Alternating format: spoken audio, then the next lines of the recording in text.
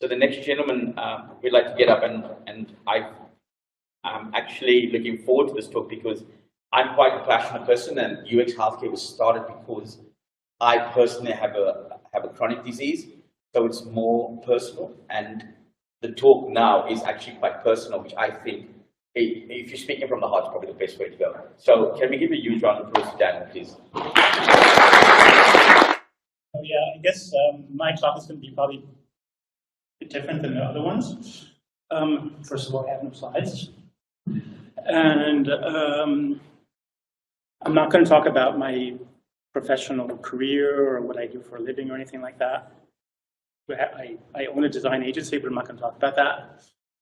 Actually, the talk that we just had from Flora and colleague is a really great introduction to what I want to talk about, because Flora talked about designing for the edges, designing for the worst case scenarios, and I'm going to present an edge case. So let me start by just asking people in the audience, like can anybody here remember an experience that, last time that they had an encounter with a blind person in public? One person, two, three, a few people here. Okay. What did you do? What did you do what did you do in that case? Yeah. So what is an encounter? Because like you're walking on the street and there's a blind person. That's basically it, but through a park. So. Through a park. Okay. I can say for myself that if you asked me that question a few years back, I would say, I don't know. I don't think I ever saw a blind person. And I just don't remember ever seeing one. And then, something happened. It was about 7 years ago. My daughter was 14 years old. We were having our happy-go-lucky lives there. I have two children. Both are adopted. They're both from South Africa. Oh, from South Africa. And my daughter turned 14. She started getting all kinds of strange symptoms. And then at one point, we just we talked to various doctors, and they gave us all kinds of weird ideas, the acupuncture and all kinds of crap. And then finally, we took her to the hospital, and 3 days later, she went blind. This happened 7 years ago, so you can see the trauma. It doesn't go away.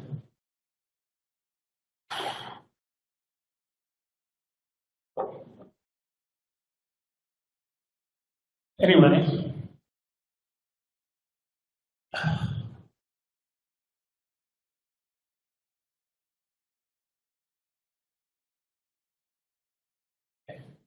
Good. So first of all, let's talk about blind people. So when that happened with my daughter, all of a sudden I learned a bit about blind people, right? I'll tell you a little bit more about my daughter, but let's talk about blind people first. The thing about blind people is that they don't get noticed. That's why the name of my talk, the able-bodied population, for them, blind people are invisible. We don't see them, and we don't really want to see them. And when we do see them, like when my daughter and her friends are walking down the street with their sticks, people run away from them like they're Godzilla. They get really scared of them. That's like I've watched it literally where they're like, oh my God, the blind person's coming down the street. And since that happened, all of a sudden I started seeing blind people. It's amazing. They're all over the place, but you see them, and then it's like. And then, of course, I'm like, oh, well, how can I help you? Of course, I offered. Sometimes I one time saw a guy walking on the street, because he had lost his way. So I immediately jumped out the car and I helped him get back to his feet. This time a person was just having difficulty crossing the street, helped them cross the street. Another person was looking for the U-Bahn station, I helped them. I never even saw these people before. It's like they were literally invisible to me. And I think that one of the things about that is that, so we want to, I'll continue telling the story now. Or maybe just a little bit more about blind people. So the thing about blind people is, first of all, most blind people see something. Only 15% of blind people actually don't see anything. And the other 85% see something. My daughter sees 1%. I don't know what that means. Don't ask me what that means. I have no idea what that means, but she sees 1%. That's what they tell That's what they diagnose in their weird diagnosis. And she travels all over Berlin. She doesn't usually carry a stick. I wish she did, but she doesn't take her stick with her. Goes all over the place. I don't know how she does what she does, but she does it. And she's quite well aware of what's going on. Other blind people, they do like bats, clicking sound, and they can, by doing that, they can navigate. I don't know. They have all kinds of ways of understanding what's going on, you know. So the thing is that's why I said, you know, do blind people we need to, like I said, you know, would it be great if we had an app that they can navigate the world? Actually, they're doing pretty good already at the moment. I mean, there are, of course, great technologies. There's voiceover, there's screen reader technologies, there's enlargement technologies, there's all kinds of cool technologies for them. But the reality is that they remain invisible to society, and they are they basically just they are socially isolated, they're lonely, and they're economically impoverished because they are not given any opportunity. And so I'm going to maybe talk about that a little bit in concrete, and then we're going to talk about why that maybe is and maybe what some of the options are for that. So my daughter became blind. First of all, she's in a hospital. She has a rare disease, another extreme case, right? Rare diseases. She not only has a rare disease, it's called idiopathic intracranial hypertension, if anybody knows what that is. You know what that is? Some people know. It means they have a high pressure, spinal, so their fluid in their brain is high much pressure in the brain. And normally it's another word for it is pseudotumor cerebri. So it's like as if you had a tumor, but you don't have a tumor. So it's basically idiopathic means we don't know why. It's a fancy word to say we don't know why. So it's a rare disease, and she had a very rare presentation of disease because they usually don't go blind really quick. To the point where the doctors didn't believe her. They thought that she was like what you call functionally blind, meaning that she's like, fancy word for saying she's faking it. Some of the worst experiences, neurologists were really nice. Eye doctors, we had some really bad experience with eye doctors. I don't know what it is with the eye doctors, but they were really, like, even if she was functionally blind, they were just like mean to her, you know, like, why are you being mean to her? Like, that's not going to help her problem. She's having a psychological problem. I wish she was functionally blind. Of course she's not. Her optical nerves are dead. That's her problem. So then we go home after all being in hospital for many years. It's like, okay, now you're blind, go home. And like, whatever. So then she tries going to her normal school. She really wanted to go back to her normal school. The school principal said yes, we have to do integration and whatever, we're going to integrate her. That lasted about 4 weeks when my daughter realized that no one was going to talk to her, no one was going to help her. So then she went to a blind school, graduated, got her high school diploma from her blind school. Then she really wanted to work with old people, like in nursing homes. So there was some talk today about nursing homes and how we can do this and that to make nursing homes better. My daughter really wanted to work. She did an internship there. She had a really good experience there. She was talking to the old people. And obviously, you probably don't want my daughter giving you a shot, right? Like, there were certain things you probably don't want a blind person giving you a shot. It's probably not a good idea. She doesn't have to do that, right? There's all kinds of needs that nursing home people have, old people have. And she was really happy to do it. She really got along well with them. But somehow that didn't work either because, you know, it's just part of the system. And well, again, I'll talk about that a little bit later. It's a little bit weird that there's not enough staff to take care of these people, but when someone's actually willing to help them, you know, it didn't work out. So she tried to go to a training for that. Again, didn't work out. She went to school, promised her that they were going to give her whatever special stuff. Instead, it was like, you know, the teacher would have a PDF. Now, my daughter can't read a PDF with a screen reader. It has to be in a Word file. And they promised that, but she'd tell her every week, I can't read that, it has to be a Word file. And they would just, the next week, here's a PDF, or there's a blackboard, or take a picture of the blackboard or something like that, I don't know. Obviously didn't work out. Then she went to the social, like the working, the agency for work in Germany. that woman was really a nightmare. Now, finally, she wanted to become an e-commerce merchant, whatever that's supposed to mean. I don't know. Great. Obviously, today with ChatGPT, a really great, a career with a lot of future, right? So then finally, she was going to do another Ausbildung called Discovering Hands, which is for, it's a cool Ausbildung. It's for blind women who they test women with their hands for cancer. And she was going to do that, and then all of a sudden, so they weren't doing it anymore. The program was canceled, and now she's going to, maybe now it's going to work out, she's going to a special school with other vision impaired people to become a physiotherapist. The only reason this is all possible is because my wife and I have money, we're educated. My wife is German, and when she wants to be, she's like a pit bull. So she knows how to, she's sitting and battling with all bureaucracy, like every single step of the way. If we weren't in our position, I don't know where she'd be today. We always fought for every little thing. She thought, and so the world gives her all kinds of. The Germans, there's all these kinds of whatever apps. There's all kinds of blind merch, I would call it. There's all kinds of stuff that they sell. Companies make keyboards with Braille that cost 5,000 euros, and then insurance pays for it and all this kind of stuff. But the reality is that there's very little opportunities for these people, and these are these fringe things, and so the actual needs are not being addressed. Well, let's talk about why this for a second. I just want to say, I had a conversation with a guy, one of her Braille teachers. He's been blind from birth, and I decided to call him up and ask him just to see what happened. I called him up and I asked him about this idea of isolation, and I was I almost started crying when I talked to him. He was he guy's probably about 40, super nice guy. He's completely blind, really nice guy. And he started telling me about how his whole life was like that he had a friend when he was a teenager.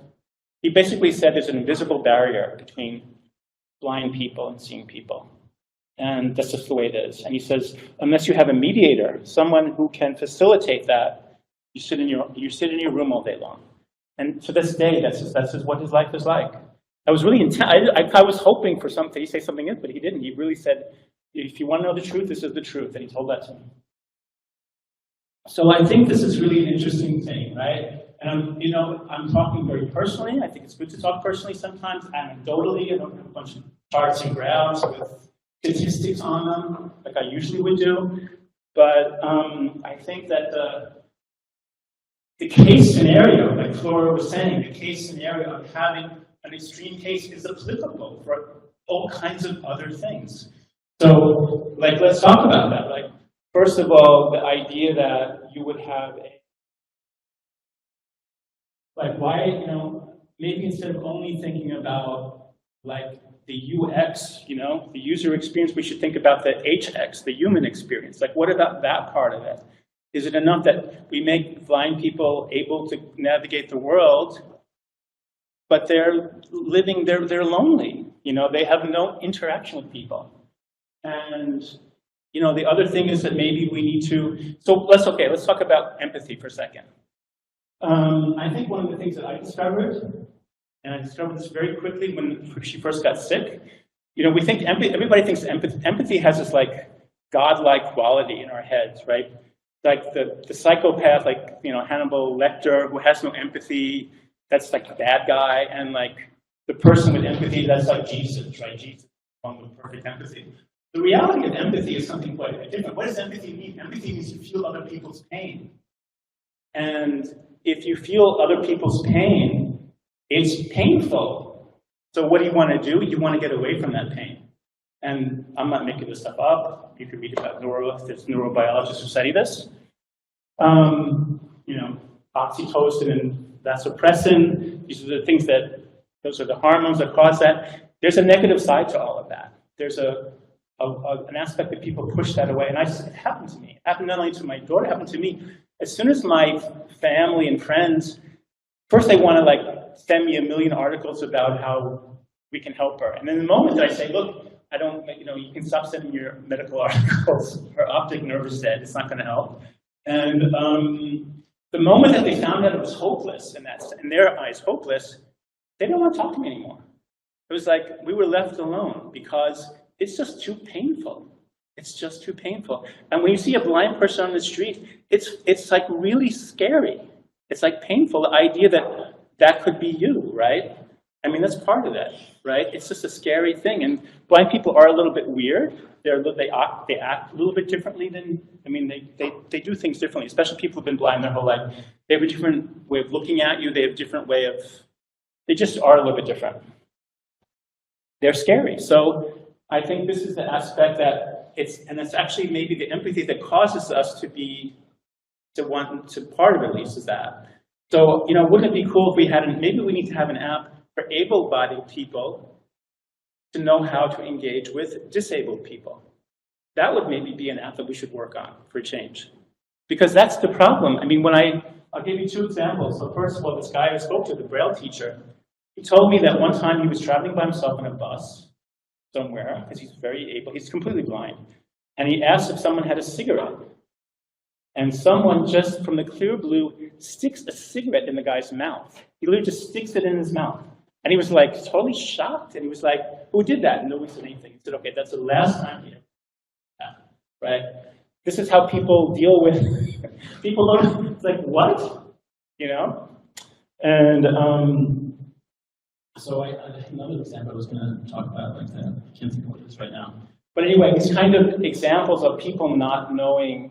So another really good example, after my daughter became blind, I would go to work on my bicycle, and there was this guy who I think he didn't have, he was like in a wheelchair, I think he didn't have legs. And he would just stand there smoking a cigarette, like, well, he would be in his wheelchair, smoking a cigarette, like almost every day. And he kind of had long hair, a little scraggly, and I always wanted to talk to him, you know, because I felt like he's just there, probably just lonely, right? And every day I was like, okay, today I'm going to talk to him. Today I'm going to talk to him. I never did because he wasn't there or whatever. I'm also, you know, I don't smoke cigarettes. I don't know how to like, hey, you have a cigarette. I'm just like, I don't know how to chat like that, you know. But I kind of also felt like that was like a thing for myself. I really wanted to say like, you're not invisible. I see you, because he was invisible. Everybody ignored the guy. You know, every single day he was there, everybody ignored him.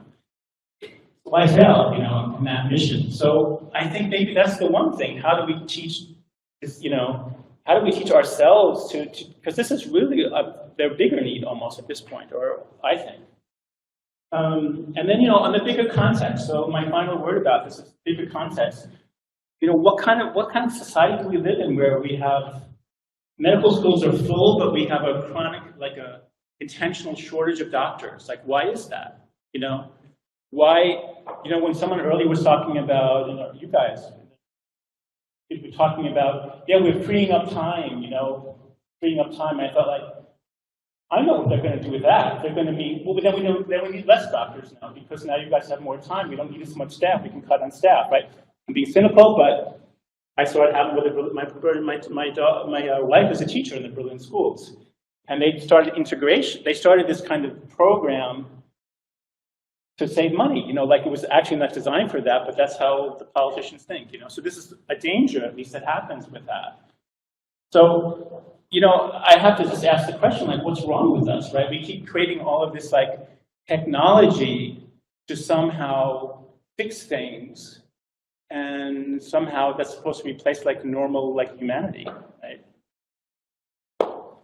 So that's all I have to say.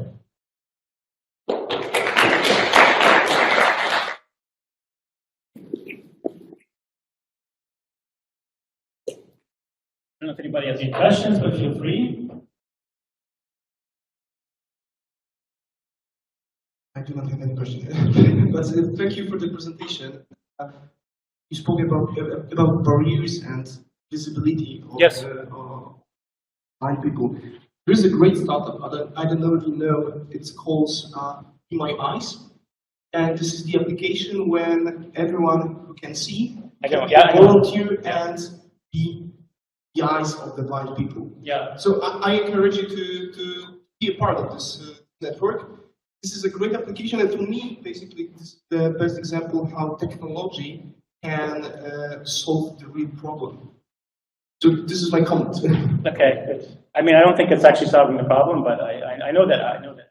Like you're in a store and you can't see something, and you can show your camera, and I'll do that.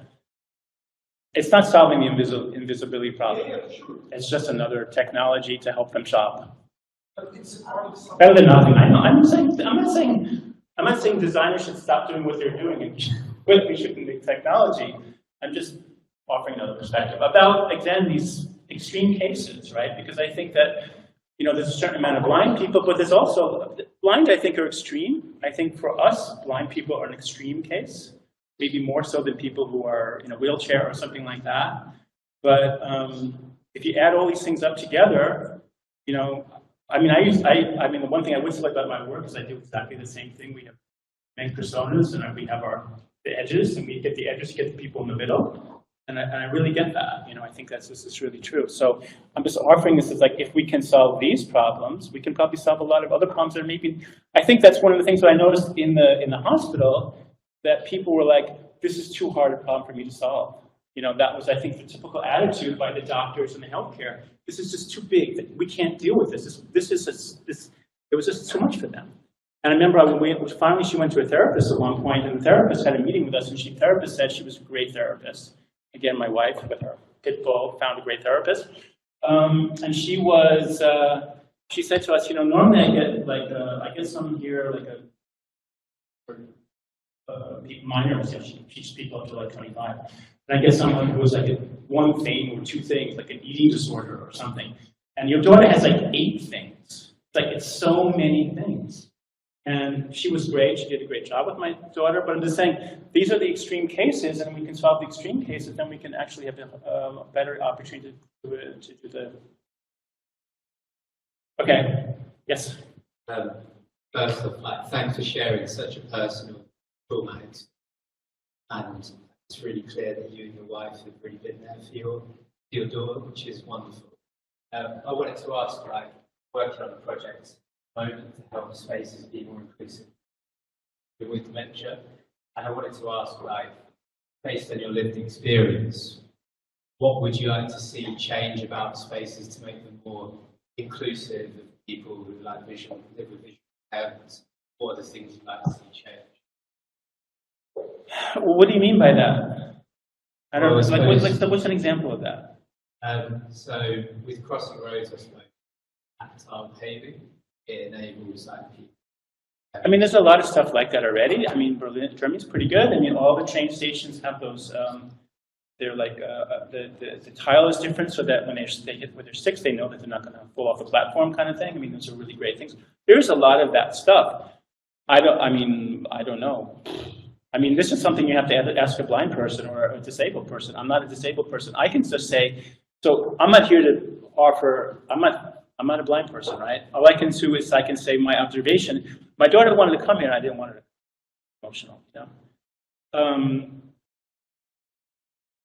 I can just talk about the other side of the key, and I think the problem is that we want to always solve problems by creating tech, and we've been doing that since I don't know. I mean, I've been part of this revolution since the 90s. You know, where isn't it a great idea? Wow, wouldn't it be a great idea if we created this technology that would be completely optimizing and completely disruptive and destroy entire, traditional industries, and then make somebody really rich and stuff like that. And somehow, I thought it seemed like a good idea to me too. Now I'm thinking why did we think that was a good idea? And we see the results of that. You know, we see the results of, I come from America. I live in Germany, but I come from America. What happened to those idealism, of this idea of now we have Fox News that creates the disinformation spread by all the social media companies that spread the disinformation. We create a society that's completely broken in America. So this is the accomplishment. So I'm just maybe asking the question about maybe tech for tech's sake isn't the solution to all problems. That's basically what I'm trying to say about that. Yes. Yeah, thank you. Yeah, I have another question, or maybe I just want to join in the discussion a bit. I found it very interesting what you said about the society, and so what you're saying, of course, the problem is not with the blind people, but with the society itself. Yes. But where would we have to start to deal with it? I mean, we are being divided very early in our ages, not only by able or disabled, but in other cases too. Would we need to start there? Would we need to make schools more inclusive for everybody? Should we try to not divide people? I would really like to have your insight on that. Well, I think one of the things, again, that makes my talk different than everybody else is that everybody here has like really cool solutions for problems. I think everyone presented that. I don't have a solution for this. I mean, I've seen this happen. They tried the so-called integration thing in Berlin schools. The point is they read the first paragraph, do integration, and the second paragraph where it means you need to hire more staff. That part they conveniently didn't read because that would mean having to spend more money. They love the idea of closing the special schools and having them all go to regular schools because they can save money. I mean, this is really, I'm sorry, I'm being cynical, but this is true. I'm not making it up. My wife is a teacher.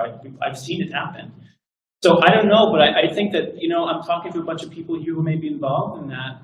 I really think, again, it's about this idea of not creating empathy. It's about going against our natural neurological empathy to actually turn that into compassion in a personal way. It's about, I think it's personal. I don't know how else to say it. And maybe there are, I think a lot of times what we can do on a bigger way is teach, like you said, teach able-bodied people to have, to know what to do. I think we don't know what to do if we even wanted to do something. I don't think there's some, I don't know how to completely, I mean, I think if you ask me, there's so much broken about our society. I'm not going to start making a political speech about it, But we can do it on an individual. I think individual. That's what I would say. Yes. Just one more. Yeah. Thanks for sharing. I think one of the really important points you've made is visibility. There's probably very little, or there may be very little to do to help fixing the blindness. That's right. That's medically exactly my possible. point, yes. Nobody can help with that unless there's some revolutionary transplant, whatever. But a lot can be done to help alleviate some of the everyday challenges for you and your daughter, or your family and your daughter. And one of that is seeing people with blindness, but it's not just about blindness. The deaf, we really don't see them either. You can't tell people with diabetes. There are all sorts of disabilities that are very severe, very limiting, are not seen either because they're not out on the street, because they can't, or because it's not visible to the eye. And work with people like this, you realize that social isolation is one of the biggest problems. Also job opportunities, because most people in the world want to work, and if you have a disability, sometimes it can be very hard to find the work that fits your personality and your skills that you are able to fulfill. But in terms of visibility, seeing the people all around us and not being afraid to make contact, that's something we can all do. I think that's exactly the point, not to be afraid to make contact in some way, shape, or form. Thank you very much, Daniel. Really appreciate your talk. That was fantastic. Can you give a round of applause?